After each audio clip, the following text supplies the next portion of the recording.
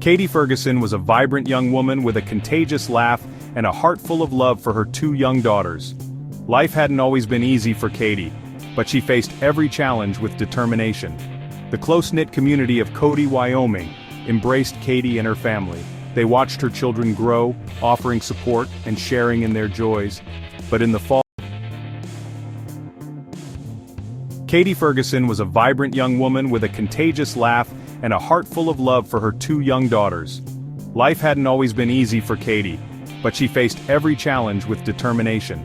The close-knit community of Cody, Wyoming, embraced Katie and her family. They watched her children grow, offering support and sharing in their joys. But in the fall of 2023, the unthinkable happened. Katie Ferguson vanished without a trace, leaving behind a void that shook her family and friends. The story of Katie's disappearance has haunted the American consciousness. A young mother vanishes, leaving behind a trail of unanswered questions. As days turn into weeks, then months, the search for Katie has become a race against time, a desperate fight to bring her home and uncover the truth. Katie's story is a stark reminder of the vulnerability of life, the fragility of the bonds we hold dear. It is a story that could unfold in any town, to any family, and it is a story that demands our attention, our empathy, and our unwavering commitment to seeking justice for Katie and her family. In the quiet town of Cody, Wyoming, amidst the rugged beauty of the American West, the disappearance of Katie Ferguson has cast a long shadow. Her family, friends, and a community united in grief cling to the hope of finding her. This is their story. Katie's life was a tapestry woven with both joy and hardship. She had faced her share of challenges, but her love for her daughters remained a constant source of strength. In recent years, Katie had found companionship with a man named Adam Avils Jr. Their relationship, however, was a tumultuous one, marked by periods of conflict and tension. Friends and family recall instances where Katie expressed concerns about her safety. The relationship was volatile, and the couple's struggles with addiction cast a dark cloud over their lives. Despite the difficulties, Katie remained committed to providing a stable and loving environment for her children. In the summer of 2023, seeking a fresh start, Katie and her daughters moved in with her mother in Alabama. It was a time of reflection and renewal for Katie as she sought to distance herself from the turmoil that had plagued her relationship with Avils. Despite their separation, Avils remained a presence in Katie's life. He followed her to Alabama seeking to reconcile and maintain a connection with his children. It was during this time that the seeds of Katie's tragic fate would be sown, setting in motion a chain of events that would forever alter the course of their lives. In early October 2023, Katie, Avils, and her two daughters embarked on a cross-country journey from Florida back to Wyoming. The reasons behind this trip remain shrouded in mystery, but it was a journey that would mark a turning point in Katie's life, one from which she would never return. The family's travels took them through the heartland of America, passing through bustling cities and sleepy towns along the way. They stopped briefly in Truman, Arkansas, where a chance encounter with local police would provide the last known sighting of Katie alive. Body camera footage from the Truman police officers who interacted with Katie and Avils on October 5, 2023, reveals a seemingly ordinary family on the road. Katie appears calm and composed, her daughters playing happily in the back seat. There is no outward sign of the tragedy that awaits them. As they continued their westward journey, the details of Katie and Avils' travels become increasingly murky. What transpired between that last sighting in Arkansas and the discovery of Avils alone with his children in Wyoming remains a haunting enigma. The grainy images captured by the body cameras of Truman police officers offer a poignant glimpse into Katie's last known moments. It is a scene that is both mundane and heart-wrenching. In the footage, Katie stands beside Avils as he interacts with the officers. She is wearing a simple tank top and jeans, her hair pulled back in a ponytail. She appears calm and collected, her demeanor suggesting nothing out of the ordinary. Her daughters, oblivious to the gravity of the situation, can be seen playing in the back seat of Avils' 1999 Dodge Durango. The girls' laughter provides a stark contrast to the grim reality that awaits them. This ordinary traffic stop, captured on a police officer's body camera, would become a crucial piece of evidence in the mystery of Katie's disappearance. The footage shows Katie's Durango with all its doors intact.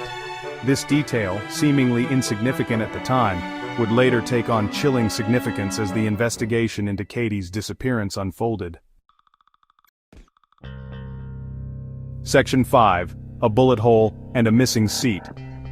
On October 9, 2023, just days after Katie's last known sighting, Avels was pulled over by police in Texas. He was alone in his Durango, his daughters seated in the back. When questioned about Katie's whereabouts, Avels offered a chilling explanation.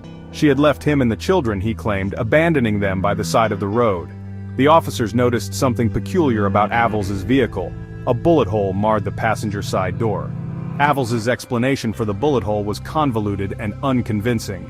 The officers' suspicions were aroused, but with no immediate evidence to suggest foul play, they were forced to let Avels go. Weeks later, Avels's Durango was discovered abandoned near Cody, Wyoming. The vehicle had been stripped of its front passenger seat, and a grisly discovery awaited investigators inside. Bloodstains, later confirmed to be Katie's, were found throughout the vehicle. The bullet hole, once dismissed as a strange anomaly, now took on a sinister significance. It was becoming increasingly clear that Katie's disappearance was no ordinary case of a missing person. The evidence mounting against Avels painted a grim picture, suggesting a chilling chain of events that had claimed the life of a young mother. Section 6. The weight of evidence. As investigators delved deeper into Katie's disappearance, a disturbing picture emerged. Evidence from Avels's Durango painted a grim picture. 3 spent bullet casings were found in the vehicle. Katie's blood was on numerous items, including a loaded magazine. The missing passenger seat hinted at violence.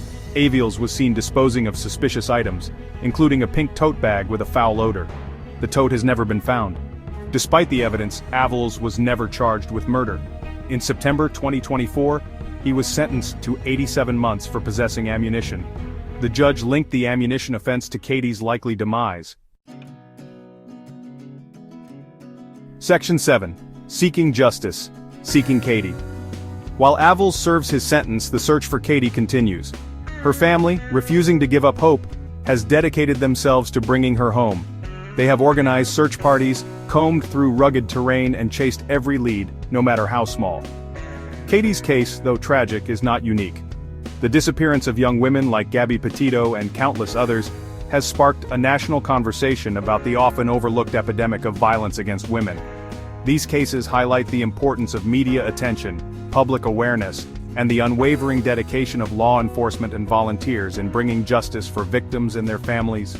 Katie's family has tirelessly campaigned to keep her case in the public eye. They have organized vigils, distributed flyers, and maintained an active social media presence, urging anyone with information to come forward. Their dedication to finding Katie is a testament to the enduring power of love and the unwavering strength of the human spirit. Despite the passage of time, the hope of finding Katie remains alive. Law enforcement officials have assured the Ferguson family that the investigation into Katie's disappearance is ongoing. They are pursuing every lead, analyzing every piece of evidence, and determined to bring those responsible to justice. Section 8. Echoes of Gabby Petito. The disappearance of Gabby Petito in 2021 sent shockwaves across the nation. Petito, a young woman who, like Katie, vanished while on a cross-country road trip with her fiancé, became a symbol of the vulnerability of women and the often hidden dangers that lurk beneath the surface of seemingly ordinary relationships. Petito's case garnered unprecedented media attention, fueled by the relentless efforts of her family to keep her story in the public eye and the power of social media in amplifying their message. The outpouring of support from strangers across the country ultimately played a crucial role in leading investigators to Petito's remains and bringing her killer to justice. Katie's family, drawing inspiration from the Petito case, recognizes the importance of public awareness in their own fight for justice. They have tirelessly campaigned to keep Katie's story in the headlines, hoping that someone, somewhere, holds the missing piece of the puzzle that will lead them to her. The parallels between Katie and Gabby's cases serve as a stark reminder of the importance of listening to women when they voice concerns about their safety, of recognizing the red flags of domestic violence, and of responding with urgency and compassion when someone goes missing. Section 9. A Mother's Plea, a Community's Hope. Katie's mother, Mona Hartling, embodies the unwavering love and resilience of a mother determined to find her child. Since Katie's disappearance, Mona has been a tireless advocate for her daughter, dedicating her life to seeking justice and keeping her memory alive. Through countless interviews, public appearances, and social media posts, Mona has poured her heart out, sharing her daughter's story and pleading for anyone with information to come forward. Her pleas have resonated with people across the country, who have rallied around her, offering support, sharing her story, and holding out hope that Katie will be found. The community of Cody, Wyoming has also come together to support the Ferguson family. They have organized candlelight vigils, participated in search parties, and offered unwavering support to Mona and her family. If you have any information about the disappearance of Katie Ferguson, no matter how insignificant it may seem, please contact your local law enforcement agency. Your tip could be the key to bringing Katie home and providing her family with the answers they so desperately seek. You can remain anonymous. When she walked in her room, she just lit it up. A family searching for answers after a mom of two vanishes while on a cross-country trip. Her on-again, off-again boyfriend and the father of her children is now being investigated for her disappearance. She had so much to give the world. She deserved her happy ending. And I think that just is what makes me so sad about this, is that I know that her happy ending got stolen from her. 33-year-old Caitlin Ferguson, better known to loved ones as Katie, was last seen by police on October 5th in Arkansas. Here you can see on body cam footage captured from that day by a Truman Police Department officer. Katie's seen in the front passenger seat folding clothes, while her ex-boyfriend Adam Aviles Jr. sits in the driver's seat, and two young children near the middle console. How you guys doing? Oh, okay. What you guys up to? Cleaning up. Yeah, trying to clean up, head over to Jonesboro. Say it again? Trying to clean up and head over to Jonesboro. How are you doing? Okay. Well, I was just seeing a door open and looked suspicious, so I had to come check it out. Yeah, we're cleaning up. Yeah, we're going back. So are you guys out of Wyoming, or? Yeah, we're going back. You going back? Oh, yeah. Do you guys have a ID or anything? Yeah.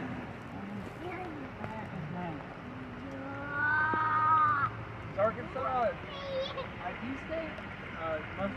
Is Arkansas an ID state? Say it again? Is Arkansas an ID state? Is it an ID A state? must ID state?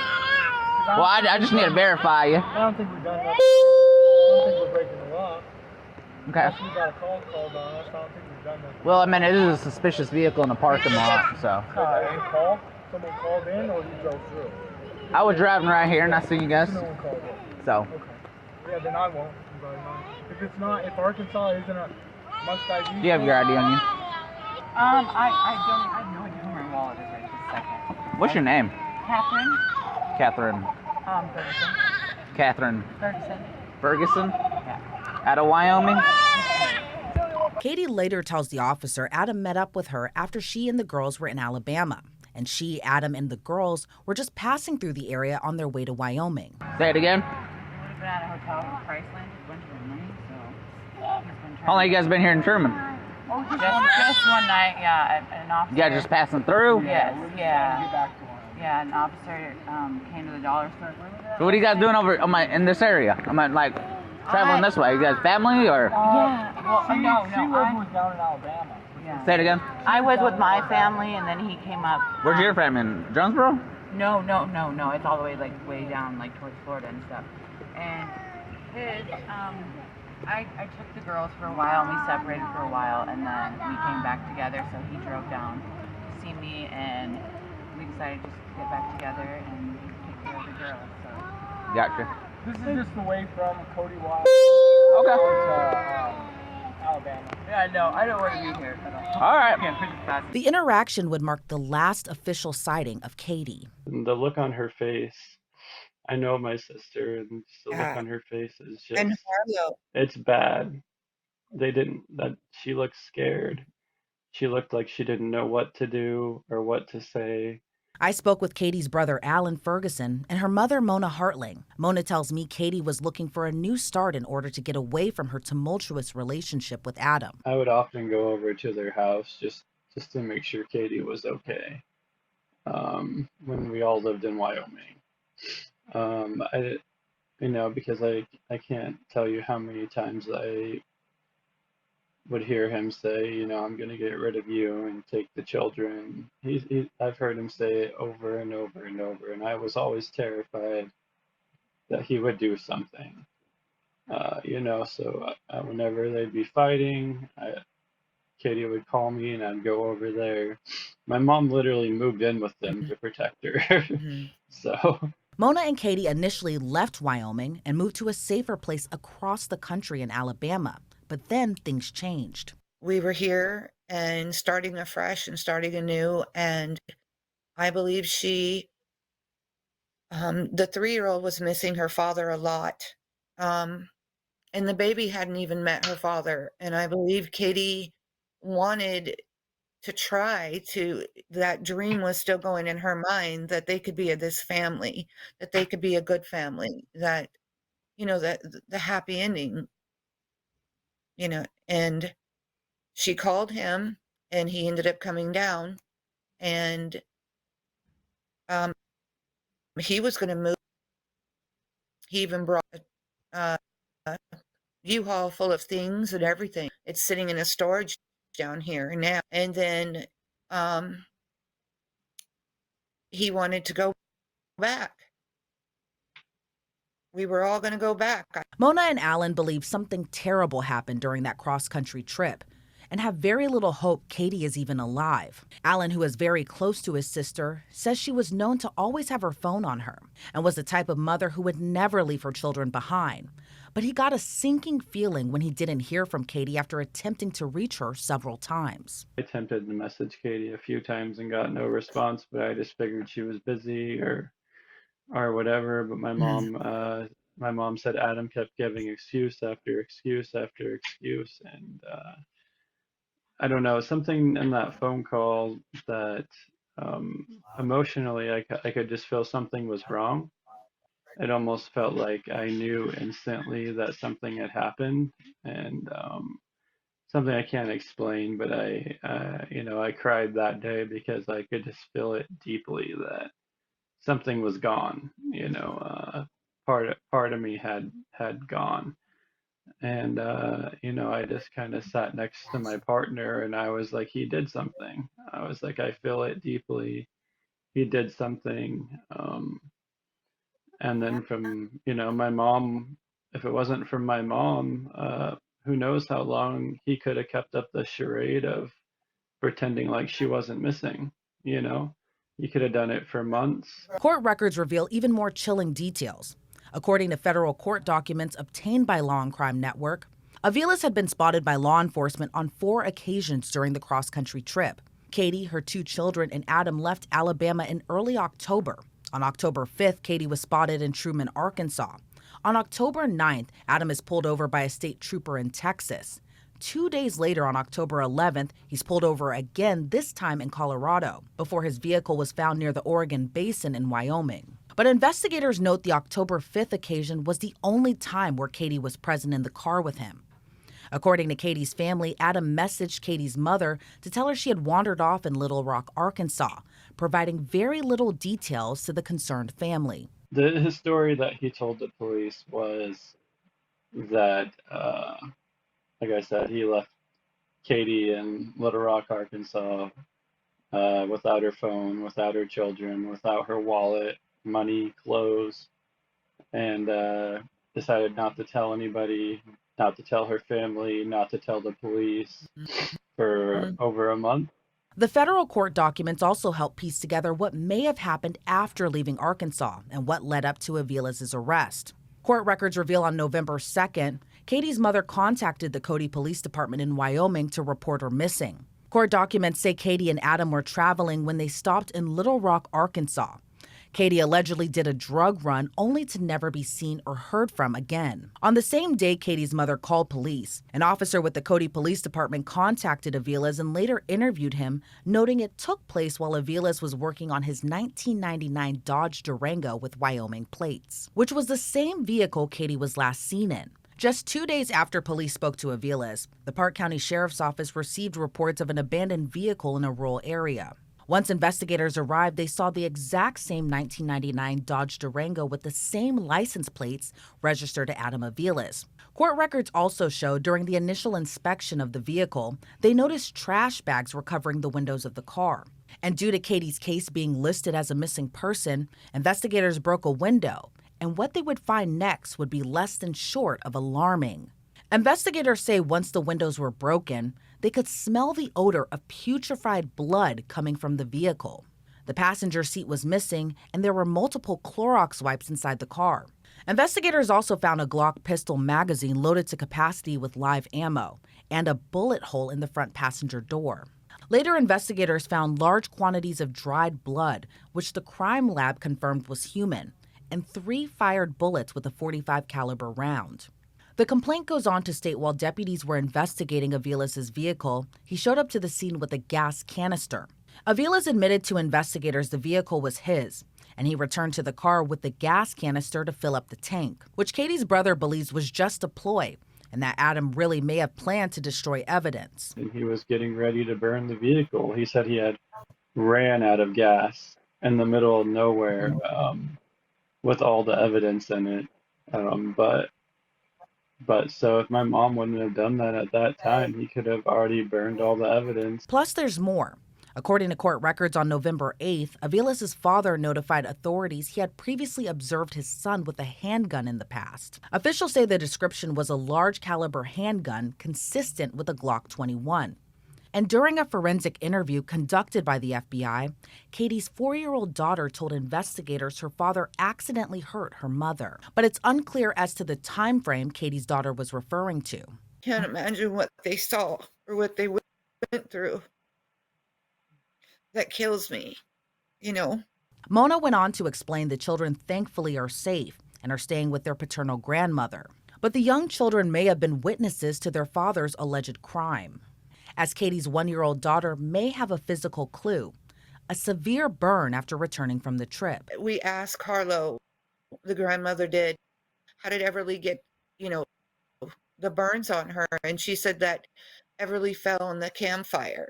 Aviles was ultimately arrested not on murder charges, but for being a felon in possession of ammunition, which still gave a sigh of relief to Katie's family, knowing he's behind bars but still the target of a potential homicide investigation. So that makes me very happy knowing that he'll never get bonded out and knowing that he's in federal prison and not just in regular prison. That makes me extremely happy. So why wasn't Adam charged with murder? Law and crime legal analyst Julie Rendelman explains it's the most appropriate charge at this stage of the investigation. Absolutely. I think that they wanted a reason to hold him. They have a reason to hold him because having a bullet or any ammunition when you're a felon is a crime. And so I think that they're taking the time to make sure they don't rush to judgment. They're still, I'm sure, hoping to find her body. It doesn't require her body to be found in order for them to go forward with a murder, but it certainly makes it easier for law enforcement. Rendelman says the circumstances surrounding Katie's case sound very familiar to another case that made headlines everywhere. Anytime someone goes missing, our ears and eyes perk up and we start to wonder what's the backstory. And when you start to unfold the case here and some of the facts that we're hearing, I immediately think of Gabby Petito because we start thinking about a boyfriend or an ex-boyfriend who is the last person that potentially saw her alive on a road trip, which is similar to what we saw in the Gabby Petito case. And so obviously we can't jump to assuming that this young woman is dead, but there comes a point after a certain period of time where if an individual has not been heard from, has not been seen from, and one would expect that they would have, that authorities are going to start to assume the worst. And while there was damning evidence such as bullet holes, Clorox wipes, and even human blood that was found inside Aviles' vehicle, which may suggest something more disturbing happened to Katie, Rendelman explains authorities still have to complete a thorough investigation, especially with Adam keeping tight-lipped on Katie's true whereabouts. I think it may be a little premature. When we talk about Clorox wipes, a lot of people have Clorox wipes in their cars, especially when they have children. But then you say, well, it's not just Clorox wipes. Now we have bullet holes. Now we have blood. And again, keep in mind, Elizabeth, we don't know yet whose blood it is.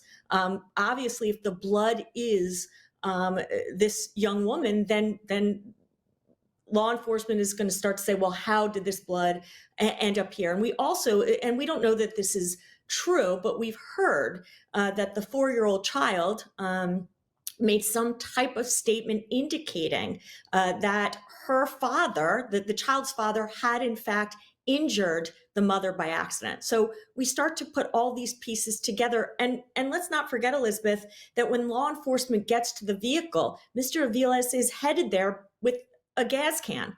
And so the question is, was he using it because he was going to fill up the gas, or was because he was going to destroy any evidence?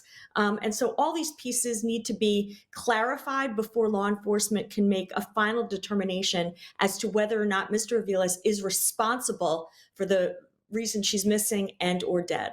For Katie's family, they sadly believe it's the latter. Though Adam is locked up behind bars, they continue to fight for Katie, searching for answers as to what may have happened. He took something so beautiful away from us that has left a massive hole in our family. She deserves to have her story told. She's she's not just a victim, but a mother and a sister and a niece, and a daughter and granddaughter, and she deserves to have her story out there. Ferguson's story. She vanished during a cross-country trip, and her family is desperate for answers. Katie Ferguson, a 33-year-old loving mother, daughter, and sister, disappeared on October 5th, 2023, while traveling from Alabama to Wyoming with her estranged boyfriend, Adam Aviles Jr. She was last seen in Truman, Arkansas, on police body cam footage. Days later, Aviles was stopped in Texas, but Katie was nowhere to be found. His car had a taped-over bullet hole and eerie signs of foul play. On November 4th, 2023, Aviles' abandoned 1999 black Dodge Durango was discovered near Cody, Wyoming, with blood and bullet holes. Despite Aviles' arrest and conviction for ammunition charges, Katie remains missing. Her family is pleading for your help. If you have any information, call the Park County Sheriff's Department at 307-527-8700. Share this story and help bring Katie Ferguson home. Bye-bye.